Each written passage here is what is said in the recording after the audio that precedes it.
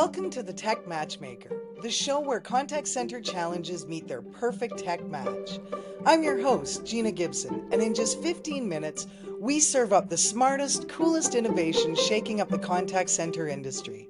Whether you're searching for your next solution or just love staying ahead of the curve, we've got the insights to keep you in the know. Let's dive in and discover what's next. I promise you, it's going to be fun.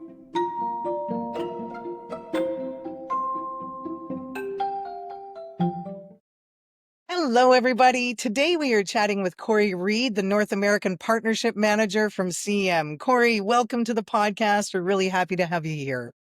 Thank you for having me. I'm really excited to be here and be a part of the podcast today. Excellent. Let's start with the basics. Corey, tell us a little bit about yourself. Yeah, so I'm the North American Channel Manager at CM.com. I cover the Midwest region, and I've been with CM for 4 years in September. Previous, I'd spent a couple lifetimes in telecom, 17 years at AT&T and 3 years at a competitor before that, and then a couple different verticals before that, selling just about everything. So I've covered the gambit in my career so far. I love it. Now, I always like to share with our listeners so they can get to know you a little bit better. Tell us one thing that about yourself that we might not find on LinkedIn. Yeah, so I kind of hint at a few things, but I think a couple are noteworthy and stand out. So I'd mentioned that I'm a foodie on my LinkedIn page, and while that's true, I've kind of doubled down in the kitchen and become what I like to think is a pretty decent cook. My latest experiment was smoked pastor tacos. I smoked those for about 8 hours, made the salsa verde sauce from scratch, and they were phenomenal. So I thought that was noteworthy. And then the other thing I would say is I think it says Globetrotter or World Traveler on my LinkedIn page. I have in September an upcoming non-hunting safari in South Africa. How cool is that? That is phenomenal. Always been on my bucket list. I can't wait to hear how it goes. So tell us a little bit about CM, Corey. For people that might not be familiar with CM or CPAS, how would you describe what it does in everyday terms for our listeners? Yeah, so I think what's important to know is we're a global company. We are a Dutch-based company, and we're celebrating our 26th year in business. We're a leader in the conversational commerce software space. Our software helps brands connect with their customers through channels like business messaging, voice, email, payments, and now Agentic AI. We have a full circle communications platform that powers that customer journey from the first touch to the final transaction across every channel. We believe in meeting customers on their channel of choice. And what we know that email has a single digit open rate, while SMS is still hovering over 90%. But we also know that brands are now leveraging channels like Facebook, Instagram, and the RCS channel will be the future of e-commerce.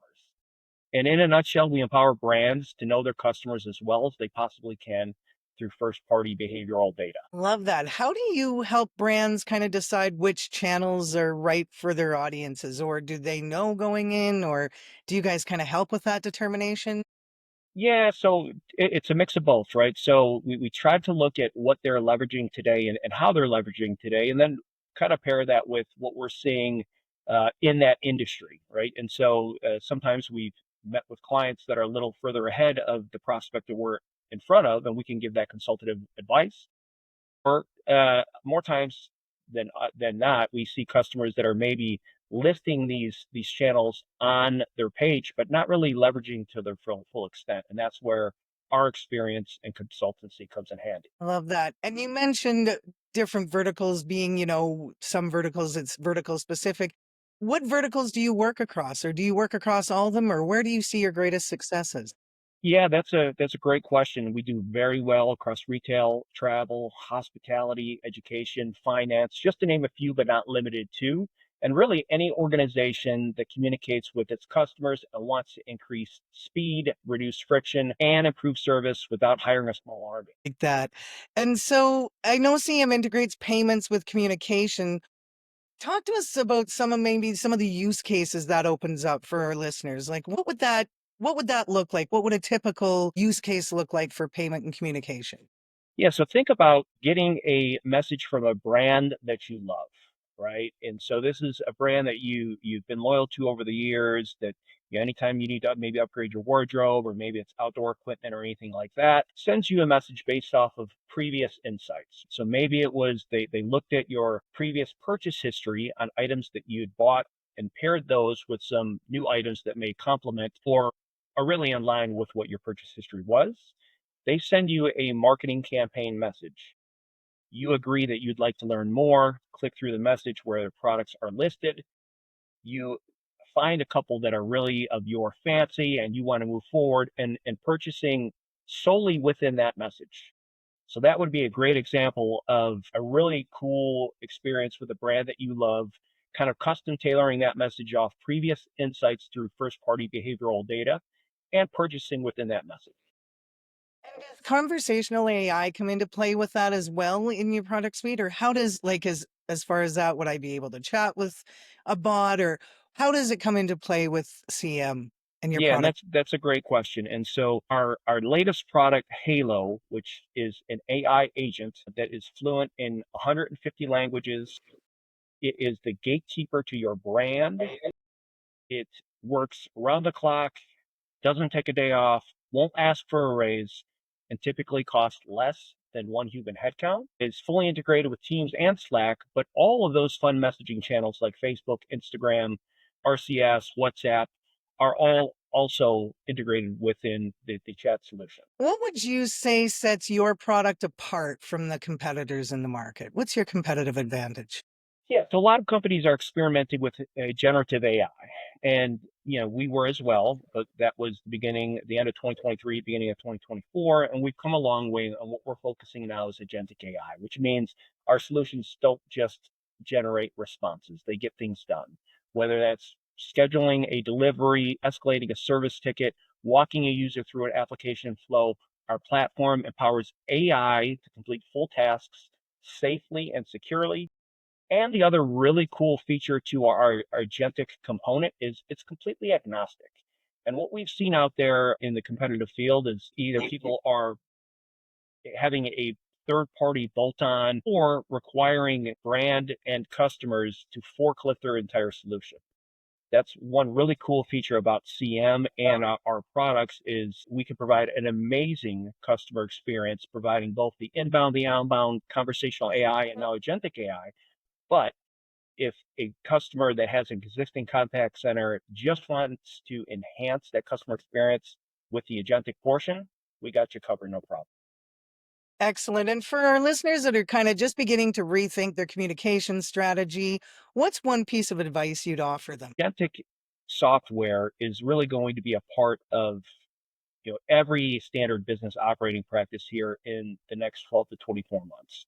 And the way that I see this and talking to my audience today is kind of twofold, right? I look at Gina, you as my customer. Your customers are your customer, right? And with that said, going back to the 12 to 24-month purchase, what we see forecast, your customers are going to be buying agentic solutions. They would rather buy those solutions from their trusted advisor and you, and we'd love to partner. So let's monetize. Excellent. And Corey, will you share a success story with us so everybody can see and hear a use case and kind of understand a little bit more about how you've helped your customers? Yeah, so I have two, and I kind of touched base on one previously, but yeah, I'll put this back on you, Gina. It would be pretty cool to have your own personal stylist, right? Yes. Yeah, I've got the same thing here. And so we have an agent built that can do exactly that. So again, your favorite brand, has purchase history, first party data on you, your what you spent with them, what you bought, but we can take it a step further and provide insights as to how long you maybe hovered over a product, your clicks, your opens, your engagement, history, all of that stuff, right? And based on that, we can send a marketing campaign across any channel from WhatsApp if it's international, SMS here if it's local, Instagram, Facebook, you name it, right? You receive that campaign and it's about a new product line. We're heading into fall here soon. Gosh, I hate to think that, but we're heading into fall. So they give you information on the new fall product line and you're interested to learn more. So as you're communicating back and forth with an AI agent that feels very human-like in nature, it sounds like you're talking to myself or you, but it's really our AI agent. And you're having a back and forth, asking questions. The AI agent is making recommendations. And at one point you say, you know what? I just bought this outfit that I really like going into fall. Here's a picture of it. What can you do to help me? That AI agent then cross-references your picture using optical recognition with their whole product SKU of 2,000 products, and now is making recommendations to go with your outfit, taking payment. If you have to process a return, can do all of that front to back, just like a personal stylist could. So that's one, yeah, really cool use case. Absolutely. I'm going to have to get the name of that from you after. Yeah, yeah. And then if I have another minute, I'd like to share just another one because I think it resonates well. And when I say that, think about if you've traveled to a big resort, whether that was for work or whether it was for personal, right? So when I think about work, this happened to me at Channel Partners. This past year, we did not stay at the convention hotel. We stayed offsite, and it was a beautiful resort. I won't name names just to keep things copacetic, but it was a beautiful resort. My room was fantastic. It was spick and span. I think it was brand new. Tons of great eating options. And one thing that I forgot to pack was my massage gun. After going to channel partners, being on your feet all day, working the calves and the feet out is a great thing. And guess what? They had me covered with the massage gun in the room. But all that said, I will associate more pain with my stay at this resort than pleasure, and here's why. So leading channel partners, we would have two armfuls of things that we didn't want to leave at our booth. We went back to our hotel, and the idea was, guys, decompress, contact your families, drop your stuff off, take 10 minutes, let's meet back in the lobby, and we're going to team dinner.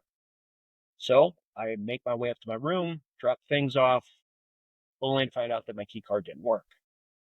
So what then I found myself doing is going back to the lobby, two arms full of stuff, to wait in line to get my key card reprogrammed, to go up, to go back down. So instead of being decompressed, I was hangry, right? And not a good look. And if that resort would have had a digital butler concierge on my phone, that I could have done one of two things: either reprogram my key card on site while I was outside of my room, or worst case scenario, just sent somebody to my room, but I could have just parked it in the hallway. After standing on my feet all day, that would have been amazing. And if brands that we loved had that type of convenience and experience, we would spend more money with those brands. And we have both of those agents built already. Very cool. That's an incredible bonus, I would say, as somebody, and I'm pretty sure everybody listening to this that's traveled to a conference can relate to the key card not working. So it's a great example. How do you envision CM evolving over the next 3 to 5 years to meet the ever-changing customer needs?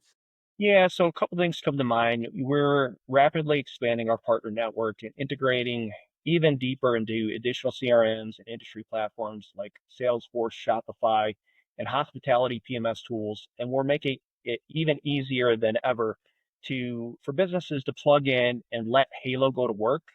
We're currently building a marketplace, adding ISVs and platforms daily.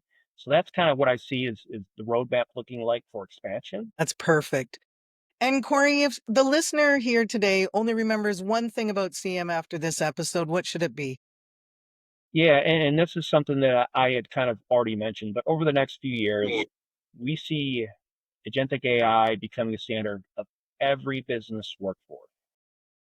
We think it's the biggest technological breakthrough since the advent of the internet.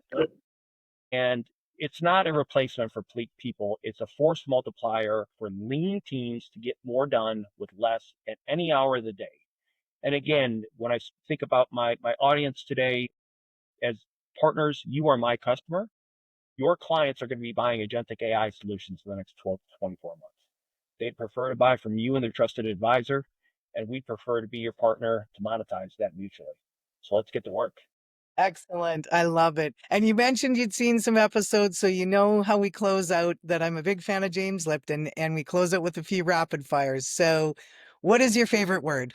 Skedaddle. What's your least favorite word? Shite. And what excites you the most? Traveling to remote areas of the world, eating amazing food with great company. Sounds perfect. And Corey, if somebody wants more information on CM, who should they reach out to? Yeah, well, I'm certainly on LinkedIn, but the preferred method would be collaboration with my pal Gina at Think Forward. Perfect. Thank you, Corey, so much for joining us today and for sharing your insights and a little bit more about what CM is doing and the communication lines. Really appreciate your time. Thank you so much for having me.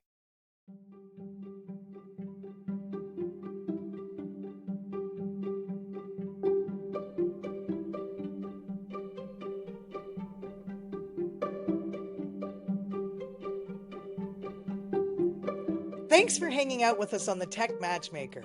I hope today's spotlight sparks some fresh ideas and real solutions for your contact center. Want to dive deeper into the tech we featured? Hit up the show notes for all the links and extras, and be sure to subscribe so you never miss an episode. And if there's a challenge you want us to tackle, don't be shy, reach out. I'll catch you soon with more innovation, more use cases, and more ways to keep your business moving forward. Stay curious, stay bold, and keep exploring what's next.